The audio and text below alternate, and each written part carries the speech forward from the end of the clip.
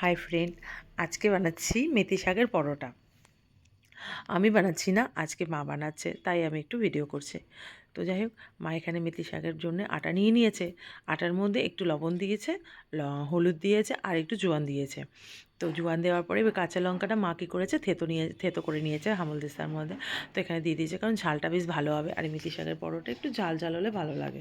তাই দেখো, মেথি শাকটাও মা দিয়ে দিয়েছে এখানে, আটার সঙ্গে এবার মিলিয়ে নেবে। তো আটার সঙ্গে মিলিয়ে নিচ্ছে মা। আর আমি ভিডিও করছি। আমার না শীতকালে মেথি শাকের পরোটা খেতে ভালো লাগে। আর এমনিও মেথি শাকের পরোটা খাওয়া খুব ভালোও হয়, মেথি শাকটাও খুব ভালো, মুখটাও ছাড়ে।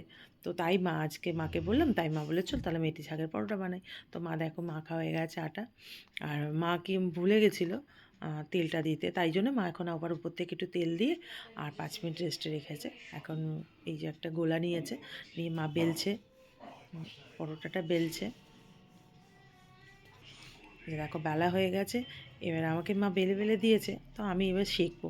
তো এই যে আমি এখানে চাটু নিয়ে নিয়েছি, আর একটা পরোটাও দিয়ে দিয়েছি। দেখো দিয়ে আমি এপিট ওপিট করে ভালো করে সেঁকে নিচ্ছি। আমার মোটামুটি ভালো সেঁকা হয়ে গেছে। এবার আমি তেল দিয়ে, আমি ঘি দিয়ে ভেবেছিলাম সেঁকবো, কিন্তু ঘি দিয়ে সেঁকিনি, আমি তেলটা দিয়ে সেঁকছি, সাদা তেল দিয়ে। তো এই যে তেলটা দিয়েছি, দিয়ে সেঁকা হয়ে গেছে, একটা পরোটা আমি নামিয়ে রেখেছি। তো এই দেখো আবার একটা আমি করছি। বাস আমার পরোটা এখানে মোটামুটি আমি করছি, আমার পরোটা সেঁকা হয়ে গেছে।